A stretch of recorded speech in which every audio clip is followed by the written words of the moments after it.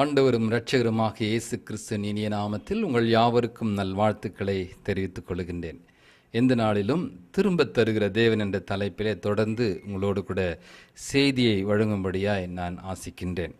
ஆவியானவர் இந்த தலைப்பிலே தொடர்ந்து செய்திகளை தரும்படியாய் என்னை ஏவினதினாலே கடந்த செய்தியிலே தாவீது எப்படியாக இழந்த எல்லாவற்றையும் திரும்ப பெற்றுக்கொண்டான், எவ்விதமாக தேவன் திரும்ப தந்தார் என்று சொல்லி உங்களோடு கூட பேசியிருக்கிறேன். அதை கவனித்தவர்கள் கேட்டவர்கள் நீங்கள் அந்த செய்தியை கேட்டு ஆசீர்வாதத்தை பெற்றிருக்கலாம், திடப்படுத்தி கொண்டிருக்கலாம். இந்த வேளையிலும் கூட ஆண்டவர் யோபுவுடைய வாழ்க்கையில் எவ்விதமாய் அவர் இரண்டத்தனையாய் திருப்பி தந்தார் என்று சொல்லி உங்களோடு கூட விவரமாக பேசி அடியனுடைய சாட்சியும் இணைத்து உங்களோடு கூட நான் பேச விரும்புகின்றேன். ஆம், எனக்கு அருமையான தேவச்சனமே, யோபுவின் புஸ்தகம் 42 அதிகாரம் 10-12 வசனங்களை நாம் வாசிக்கும் பொழுது 10ஆம் வசனத்தில் இவ்விதமாக வாசிக்கின்றோம். யோபு தன் சிநேகிதருக்காக வேண்டுதல் செய்தபோது கர்த்தர் அவன் சிறையிருப்பை மாற்றினார். யோபுக்கு முன் இருந்த எல்லாவற்றை பார்க்கிலும் இரண்டத்தனையாய் கர்த்தர் அவனுக்கு தந்தருளினார். ஹல்லேலூயா. 12ஆம் வசனத்தை வாசிக்கிறோம். கர்த்தர் யோபின் முன்னிலைமையை பார்க்கிலும் அவன் பின்னிலைமையை ஆசீர்வதித்தார். 14,000 ஆடுகளும் 6,000 ஒட்டகங்களும் 1,000 ஏர்களும் 1,000 கழுதிகளும் அவனுக்கு உண்டாயின. 7 குமாரரும் 3 குமாரத்திகளும் அவனுக்கு பிறந்தார்கள் என்று சொல்லி இங்கு நாம் வாசிக்கின்றோம். எனக்கு அருமையான சகோதரரே, சகோதரியே, இந்த நாளிலே உன்னுடைய வேலையை நீ இழந்திருக்கலாம், உன்னுடைய தொழிலை இழந்திருக்கலாம், உன்னுடைய அருமையான பெற்றோரையோ கணவனையோ உன்னுடைய மனைவியையோ மகளையோ நீங்கள் இழந்திருக்கலாம். ஐயோ, எல்லாவற்றையும் இழந்து விட்டேனே, என்னுடைய சொத்தை இழந்து விட்டேனே, என் தொழிலை இழந்து விட்டேனே, என் வேலையை இழந்து விட்டேனே, இதன் காரணமாக என் நிம்மதியை நான் இழந்து விட்டேனே, என் சமாதானத்தை இழந்து விட்டேனே, என் சந்தோஷத்தை இழந்து விட்டேனே என்று சொல்லி இன்றைக்கு நீங்கள் புலம்பிக் கொண்டிருக்கலாம். இதை எப்படி நான் திரும்ப பெறுவேன், திரும்ப பெறுவேனா, யார் திரும்ப தருவது, எப்படி எப்படி என்று சொல்லி நீங்கள் உடைந்து போய் கொண்டிருக்கிறீர்களா? ஆண்டவர் இன்றைக்கு சொல்லுகிறார், அருமையான மகனே, மகளே, நான் உனக்கு திரும்ப தருகிற தேவன், இரண்டத்தனையாய் மாத்திரமல்ல, பன்மடங்காய் மாத்திரமல்ல, பல மடங்காய் நான் தருகிற தேவன் என்று சொல்லி இந்த உண்மையான தேவ மனிதருடைய வாழ்க்கையில் ஏற்பட்ட இதே இழப்புகள் மத்தியிலே ஆண்டவர் எவ்விதமாக அவர்களுக்கு திருப்பி தந்தார் என்ற உண்மையான சம்பவத்தை வைத்து ஆண்டவர் உங்களை திடப்படுத்த இன்றைக்கு விரும்புகின்றார். ஆம், எனக்கு அருமையானவர்களே, கடந்த செய்தியிலே நான் கூறியிருக்கிறேன். நான் இந்த வேதாகம சம்பவத்தை உதாரணமாக கூறியிருக்கின்றேன். தாவீதும் அவனுடைய மனுஷரும் எவ்விதமாக தாங்கள் இழந்த அவர்களுடைய உடைமைகளை, மனைவிமார்களை, அவர்கள் எல்லாவற்றையும் திரும்பி பெற்றுக்கொண்டார்கள் என்று சொல்லி இருக்கிறேன். இன்றைக்கு யோபுவுடைய வாழ்க்கையை நாம் ஆராயப் போகிறோம், சுருக்கமாக ஆராயப் போகிறோம். யோபுவை பற்றி நமக்கு நன்கு தெரியும்.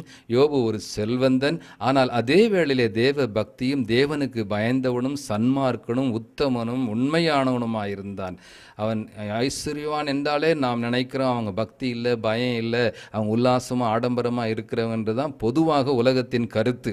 ஆனாலும் அவன் ஐஸ்வர்யவனாக இருந்தாலும் தேவனுக்கு பயந்தவனும் சன்மார்க்கனும் நல்லவனுமாய் ஆண்டவருக்கு ஏற்ற மகனாய் உண்மை உத்தமமாய் அவன் இருந்தான் என்று சொல்லி வேதத்திலே 1ஆம் அதிகாரத்திலே வாசிக்கின்றோம். ஆனால் அதே யோபுவை கர்த்தர் அவர் கைவிடுவார் என்று சொல்லி அவன் எப்படியாவது சத்ருவாகிய பிசாசு அவனுக்கு சோதனை கொடுத்து ஆண்டவரை விட்டு பின்வாங்க செய்து விடலாம் என்று திட்டம் போட்டான். அவன் கேட்குறான், ஆண்டவரிடத்தில் வந்து கேட்குறான், பிதாவாகிய தேவனிடத்தில் வந்து கேட்குறான். அவன் நல்லா இருக்கிறதுனால தான் அவன் உண்மை நேசிக்கிறான், உண்மை வணங்குகிறான், உனக்கு பயப்படுகிறான். அவன் சொத்தை பிடுங்கிட்டா, அவன் பிள்ளைகளை அழிச்சிட்டா, அவங்க நிலத்தை அழிச்சிட்டா, அவன் உங்களை நேசிப்பானா, அவங்க பயந்து வாழ்வானா, அல்லது முணுமுணுத்து பின்வாங்கி போயிடுவான், பார்த்துட்றான் அப்படின்னு சொல்கிறான். ஆண்டவரும் சவால் விட்டு, ஓகே நீ எல்லாம் செய்ய, ஆனால் அவன் உயிர் மேலே மாத்திரம் கை வைக்காத, எதை வேணுமானாலும் நீ அவன் நஷ்டப்படுத்து, ஆனால் அவன் கடைசி வரைக்கும் எனக்கு உண்மையானவனாய் உண்மையான விசுவாசியாய் அவன் நிற்பான் என்று சொல்லி நம்பிக்கையில் நீ எது வேண்டாம் செய், ஆனால் அவன் உயிர் மேலே கை வைக்க நான் அனுமதி தரமாட்டேன் என்று மாத்திரம் சொன்னார். ஆனால் முதலாவதாக யோபுவுக்கு இந்த திட்டங்கள் தெரியாது. ஆனால் இந்த சத்துருவாகிய பிசாசு என்ன செய்தான், அதன் பிறகு ஆரம்பித்தான் அவன் வேலையை ஆரம்பித்த பிறகு 1ஆம் அதிகாரத்தில் நம்ம எல்லாவற்றையும் வாசிக்கிறோம். யோபு தன்னுடைய கால்நடைகளை இழந்தான், தன்னுடைய சொத்து நிலமெல்லாம் சுட்டெரிக்கப்பட்டது, நிலத்தை இழந்தான். அவனுடைய வேலைக்காரர்கள் எல்லாம் மாண்டு போனார்கள். எல்லாவற்றுக்கும் மேலாக அவனுடைய குமாரரும் குமாரத்திகளும் ஒரு விருந்தில் அவர்கள் இருந்த பொழுது திடீரென்று அவர்கள் இருந்த வீடு எல்லாம் சுட்டெரிக்கப்பட்டு விழுந்து அவர்கள் மண்ணோடு மண்ணாகி மறைந்து போனார்கள். எல்லாவற்றுக்கும் மேலாக அவனுடைய மனைவியே அந்த யோபுவை அது காரி துப்பாத குறைன்னு சொல்லலாம், அந்த அளவுக்கு தூஷித்தாள் என்று பார்க்கிறோம். ஐயோ, இந்த தேவனை நீ வணங்கி இவ்வளவு நஷ்டத்தையும் இன்னுமா பொறுத்துட்ருக்கிற, அந்த தேவனை விட்டு ஒழித்து விடு, மறந்து விடு என்று சொல்லுகிறாள். பாருங்கள், நான் உண்மையான மனைவியாக இருந்தால் அவனை சப்போர்ட் பண்ணியிருக்கணும். இந்த வேளையில் ஐயா, நம்ம கர்த்தர் காப்பாற்றுவாரியா, அவர் நடத்துவாரியா, நம்முடைய உண்மையான தேவன் இம்மட்டும் உதவின எபினேசர் இனிமேலும் உதவி செய்வாரியா என்று சொல்லி அவங்க மனைவி தேற்றி இருக்கணும். அருமையான சகோதரிகளை, இந்த செய்தியை கேட்கிற நீங்களும் இப்படிப்பட்டவர்களாக இருக்கக்கூடாது. ஆண்டவருடைய பிள்ளைகளாக நீங்கள் இருப்பீங்கன்னா எப்பேற்பட்ட நஷ்டம் வந்தாலும் ஆண்டவர் உம்மட்டும் உதவின எபினேசர் உதவி செய்வார் என்று சொல்லி உங்களுடைய கணவன்மார்களை தேற்றுங்க, உங்கள் உறவினர்களை, நண்பர்களை, உங்களுடைய பிள்ளைகளை தேற்றுங்க, பெற்றோர்களை தேற்றுங்க. யோபுவின் மனைவி போட இருக்காதீங்க. சரி, ஓகே. அது மாத்திரமல்ல, அவன் சரீரத்தில் எல்லாம் உச்சன் தலை முதல் உள்ளங்கால் வரை பருக்களால் நிறைந்து ஓடுகளால் அவன் கீறிக்கொண்டிருக்கிறதை பார்க்கிறோம். ஆக சுருக்கமாக ஒரே வரியில் இங்கிலீஷில் சொல்லணும்னா, he lost his health, he lost his wealth, he lost his properties, he lost his children, he lost everything என்று பார்க்கின்றோம். எல்லாவற்றையும் இழந்தான். இதன் மூலமாக அவனுடைய சமாதானத்தை அவன் இழந்தான், அவன் சந்தோஷத்தை இழந்தான், நிம்மதியை இழந்தான், நண்பர்களை இழந்தான், எல்லாரையும் இழந்தான், எல்லாவற்றையும் இழந்தான். ஆனால் கர்த்தர் அவனை அப்படியே விட்டு விட்டாரா? இல்லை அருமையானவர்களே, அவனுக்கு 2 மடங்காக திருப்பி தந்தார் என்று பார்க்கிறோம். எப்படி திருப்பி தந்தார், ஏன் திருப்பி தந்தார் என்பதுதான் இப்பொழுது முக்கியமான காரியம். பார்ப்போம், எப்படி அவன் இழந்ததை திரும்ப 2 தனியாய் பெற்றுக்கொண்டான். முதலாவது காரணம், யோபுவின் புஸ்தகம் 13ஆம் அதிகாரம் 15ஆம் வசனத்தில் வாசிக்கிறோம். அவன் சொல்லுகிறான், அவரே என்னை கொன்று போட்டாலும் நான் நம்பிக்கையாய் இருப்பேன். ஹல்லேலூயா. அவனுடைய நம்பிக்கையை கர்த்தர் மெச்சினார், பாராட்டினார். அவன் எவ்வளவா இத்தனை பாடுகள் பிசாசு செய்ய நான் அனுமதி கொடுத்தாலும் என் பக்தனாகிய யோபு அவன் நம்பிக்கை இழக்காமல், அவரே என்னை படைத்த ஆண்டவரே என்னை கொன்று போட்டாலும் நான் அவர் மீது தான் நம்பிக்கை வைப்பேன் என்றால் என்ன அர்த்தம்? என் ஆண்டவர் என்னை கைவிட மாட்டார், நான் அழிந்தாலும் ஆண்டவரோடு கூட இருக்க போகிறேன் என்ற ஒரு நம்பிக்கை அவனுக்குள் இருந்தது. என் மீட்பர் உயிரோடு கூட இருக்கிறார் என்று யோபுவின் புஸ்தகத்திலே வாசிக்கிறோம். அன்றைக்கே இயேசு இருக்கிறார், அவர் நேற்றும் இன்றும் என்றும் மாறாதவர் என்பதை யோபு நன்கு அறிந்திருந்ததுனால தான் என் மீட்பர் அவர் உயிரோடு கூட இருக்கிறார், நான் கொன்று போடப்பட்டாலும் அவரே என்னை கொன்று போட்டாலும் அவரோடு கூட நான் இருக்க போகிறேன், அந்த நம்பிக்கை நான் ஒருபொழுதும் இழந்து விட மாட்டேன், நான் முறுமுறுக்கவும் மாட்டேன், பின்வாங்கவும் மாட்டேன், மறுதளிக்கவும் மாட்டேன் என்ற ஒரு உறுதியான நம்பிக்கை, உறுதியான விசுவாசத்தை அவன் முடிவு பரியந்தம், பாடுகள் மத்தியில், நஷ்டத்தின் மத்தியில், இழப்புகள் மத்தியில் அவன் உறுதியாய் கர்த்தருக்குள் அவன் வைராக்கியமாய் நின்றதனால தான் கர்த்தர் அவனுடைய நம்பிக்கையை மெச்சி பாராட்டி, விசுவாசத்தை பாராட்டி அவனுக்கு இழந்ததை திரும்ப தந்தார், 2 மடங்காக தந்தார். எனக்கு அருமையான சகோதரரே, சகோதரிகளே, இந்த வேளையில் நீங்களும் கூட பலவற்றை இழந்திருக்கலாம். நம்ம ஒரு கோல்டு காயினை இழந்துட்டாலே நம்ம முறுமுறுக்க ஆரம்பிச்சிடுறோம், ஜெபம் பண்ண மறந்துடுறோம், வேதம் வாசிக்க மறந்துடுறோம். ஒரு அருமையான பிள்ளை இறந்துட்டான், அருமையான கணவர், வயசானவங்க இழந்துட்டாங்க வியாதியில்னா கூட, ஐயோ என் கணவரை எடுத்துட்டாரே கர்த்தர், இனி நான் கோயிலுக்கு போக மாட்டேன், இனி நான் ஜெபிக்க மாட்டேன், இனி நான் வேதம் வாசிக்க மாட்டேன்னு சொல்லிட்டு ஆண்டவர் விட்டு பின்வாங்கிடுறோம். ஆனால் யோபுவுடைய வாழ்க்கையில் அடுக்கடுக்காய் துன்பங்கள், அடுக்கடுக்காய் துயரங்கள், அடுக்கடுக்காய் வேதனைகள், அடுக்கடுக்காக இழப்புகள் இருந்தாலும் அவற்றின் மத்தியிலே யோபு கடைசி வரை ஆண்டவர் மீது வைத்த விசுவாசத்திலே, நம்பிக்கையிலே அவன் உறுதியாய் நிலைத்திருந்தான். அந்த நம்பிக்கையை பாராட்டி தான் கர்த்தர் அவனுக்கு 2 தனியாய் திரும்ப தந்தார். இன்று நீங்களும் கூட அந்த நம்பிக்கையில் உறுதியாய் நிற்பீர்களானால் இழந்தவளை எல்லாவற்றையும் கர்த்தர் நிச்சயமாய் யோபுவுக்கு திரும்பி தந்தது போல உங்களுக்கும் அவர் தருவார். 2வது காரணம், ஆண்டவர் அவனுக்கு திருப்பி கொடுத்த ஒரு காரணம் பாருங்கள். யோபுவின் புஸ்தகம் அதே 42ஆம் அதிகாரம் 5, 6 வசனங்களை நாம் பார்க்கும் பொழுது, என் காதினால் உம்மை குறித்து கேள்விப்பட்டேன், இப்பொழுதோ என் கண் உம்மை காண்கிறது. ஆகையால் நான் என்னை அருவருத்து தூளிலும் சாம்பலிலும் இருந்து மனஸ்தாபப்படுகிறேன் என்று அவன் முடிக்கிறான். அப்படியானால் இந்த 41 அதிகாரங்களை நாம் வாசிக்கும் பொழுது யோபுடைய பாடுகள், புலம்புகள் இருந்தது. அவனும் புலம்பினான். அவன் உத்தம உண்மையானவனும் சன்மார்க்கனும் தேவனுக்கு பயந்தவனாக இருந்தாலும் கூட அவன் வாழ்க்கையில் போராட்டம் வந்தபோது அவனும் புலம்பினான்.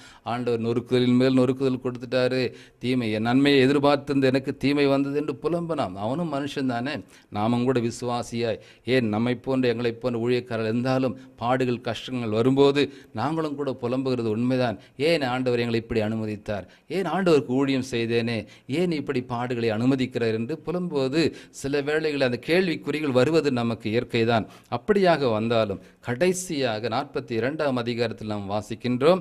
அங்கே யோபு சொல்லுகிறான், நான் மனஸ்தாபப்படுகிறேன், நான் இவ்விதமாக புலம்புனதெல்லாம் தப்பு, ஆண்டவருக்கு எதையும் செய்ய அவருக்கு உரிமை உண்டு என்கிற ஒரு கடைசியான முடிவுக்கு அவன் வந்தான். அப்படின்னா இங்கிலீஷில் என்ன சொல்லுவாங்கன்னா சவரனிட்டின்னு சொல்லுவாங்க. சவரனிட்டி அப்படின்னு சொன்னால் ஆண்டவருக்கு சர்வ அதிகாரம் இருக்கிறது, அவருக்கு எதை செய்யவும் உரிமை இருக்கிறது. ஏனென்றால் அவர் நம்மை படைத்தவர், அவர் நம்மை நொறுக்கவும் அவருக்கு உரிமை இருக்குது. அவர் நறுக்கி நம்மளை அருமையான பாத்திரமாய் வணைவதற்காகத்தான் அவர் நம்ம நொறுக்கிறார். அவர் குயவன், நாம் மண், அவ்வளோதான். அப்படின்னா மண்ணை எதுக்காக குழைக்கிறாங்க, எதுக்காக அதில் இருந்த தூசுகளை எடுக்கிறாங்க, அருமையான பாத்திரமாய் வணைவதற்காக. ஆகவே நம்முடைய வாழ்க்கையிலும் கூட சில வேளை பாடுகளும் கஷ்டங்களும் கர்த்தர் அனுமதிக்கிறார் என்று சொன்னால் நம்மை சீர்திருத்தி, நம்மை சீர்படுத்தி, நம்மை அழகான பாத்திரமாய், அவருக்கு பிடித்தமான பாத்திரமாய் வணைவதற்காக அவர் என்ன செய்கிறாரா, நம்முடைய வாழ்க்கையிலே பாடுகளை சோதனைகளை அனுமதிக்கிறார். நாம் விசுவாசியாக இருக்கிறோம், ஜப வீராங்கனையாக இருக்கிறோம், வேதத்தை வாசிக்கிறோம், கோயிலுக்கு போகிறோம், எல்லாம் பண்ணுறோமே, ஏன் எனக்கு இப்படி வருது? கேள்விக்குறி வருவது நல்லது, இயற்கை தான். ஆனாலும் கர்த்தர் நன்மைக்காகவே எல்லாவற்றையும் செய்கிறார். கர்த்தரிடத்தில் அன்பு கூறுகிறவர்களுக்கு சகலமும் நன்மைக்கு ஏதுவாக நடக்கிறது. உங்களையும் என்னையும் அவருக்கு பிடித்தமான பாத்திரமாக வணைவதற்காக, ஒரு நல்ல எதிர்காலத்திற்காக, ஒரு நல்ல அவருடைய பிள்ளைகளாக ஊழியக்காரர்களை மாற்றுவதற்காக கூட அநேக தேவதாசர்கள் வாழ்க்கையில் பாடுகளை கர்த்தர் அனுமதிக்கிற ஒரு முக்கியமான நோக்கம் அதுதான். அருமையானவர்களே, அப்படியாக அவன் மனஸ்தாபப்பட்டான். கடைசியில், ஆண்டவரே நீதான் சர்வ ஆளுநர், you are the sovereign God, you have all the right to do anything with anybody because you are the God who created us, so you have all the right to do anything with us என்று சொல்லி நாமும் கூட அவருடைய கரத்தில் ஒப்பு கொடுத்துடணும். சில வேளையில், ஆண்டவரே உம்முடைய சித்தம், எனக்கு வியாதி வருதா, அதன் மூலமாக எனக்கு பாடுகளை கொடுக்குறீரா, பரவாயில்ல. அப்போ தான் நம்ம கர்த்தரிடத்தில் நெருங்கி வருவோம். அநேகர் கர்த்தரிடத்தில் எப்படி வராங்க, ரட்சிக்கப்படுறாங்கன்னா, பல பேர் அடித்து உதைச்சி நொறுக்குனா தான் கர்த்தருடைய பாத்தில் விழுவாங்க. சில பேர் சாதாரணமாக வலையில் வரமாட்டாங்க, அவங்கள தூண்டு போட்டு தான், அவங்களுக்கு கொக்கி போட்டு இழுத்தா தான் அவங்க வருவாங்க. அப்படியா சில பேர் அடித்து நொறுக்கிறாருன காரணம், அப்போ தான் ஆண்டவரத்தில் நெருங்கி வருவாங்க, ஜெபிப்பாங்க, அப்போ தான் சமூகத்துக்கு ஓடி வருவாங்க. ஆகவே நாம் மனஸ்தாபப்பட்டு திரும்பும் பொழுது ஆண்டவர் நம்மை திரும்ப தருகிற தேவனாக இருக்கிறார். அவன் யோபு கடைசியில் ஒத்துக்கொண்ட, ஆண்டவரே நீ சர்வ வல்லவர், சர்வ ஆளுநர், you have all the right to to anything with me and for me என்று சொல்லி மனஸ்தாபப்பட்ட பிறகுதான் கர்த்தர் அவனுக்கு திரும்ப தந்தார். 3வது காரணத்தை சொல்லி நான் முடிக்க விரும்புகின்றேன். அவன் என்ன சொல்லுகிறான்? 3வதாக சர்வ வல்லமையுடைய அதே வசனத்தில் ஆகையால் நான் என்னை அருவருத்து தூளிலும் சாம்பலிலும் இருந்து மனஸ்தாபப்படுகிறேன் என்றான்.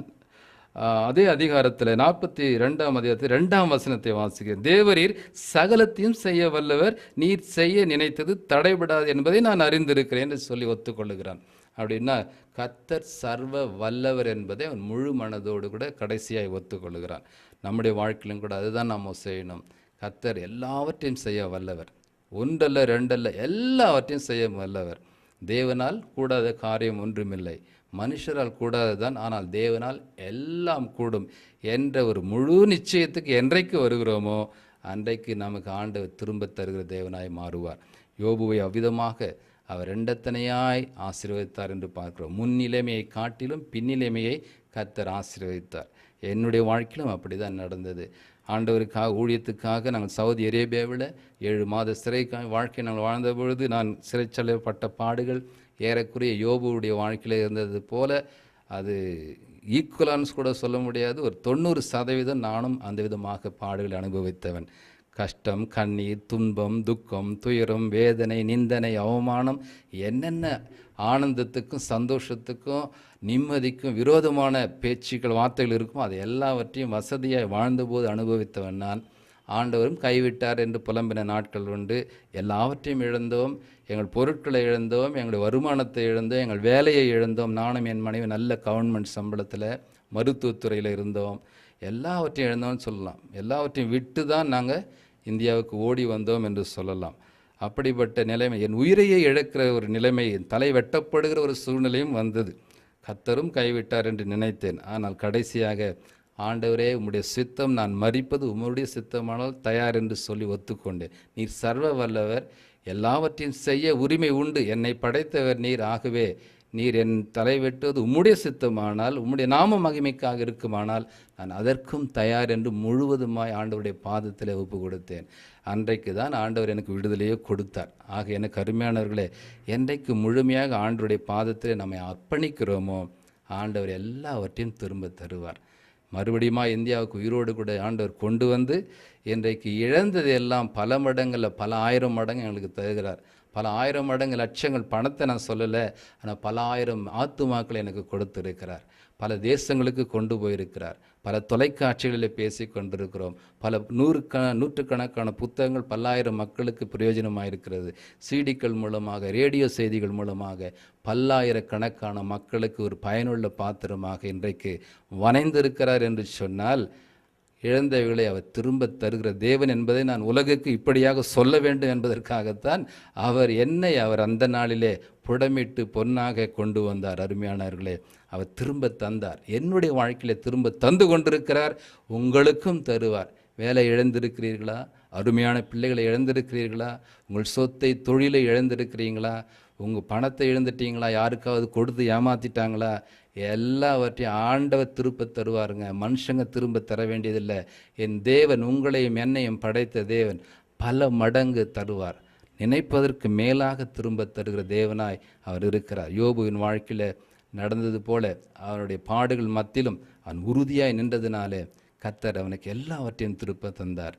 என்னுடைய வாழ்க்கையிலும் எல்லாவற்றையும் திரும்ப தந்து கொண்டிருக்கிறார். உங்களுடைய வாழ்க்கையிலும் அவர் நிச்சயமாய் திரும்ப தருவார். கர்த்தர் தாமே இந்த வசனங்களை ஆசீர்வதிப்பாராக. ஒரு நிமிடம் ஜெபிப்போமா? எங்கள் அன்பும் கிருபையும் நிறைந்த அருமையான பரம தகப்பனே, இந்த வேளையிலே நீர் பேசினதற்காய் நன்றி ராஜா. யோபு எல்லாவற்றையும் இழந்தாலும் நீர் ஆண்டவரே கடைசியாக நீர் இரண்டத்தனையாய் திரும்ப கொடுத்திரு.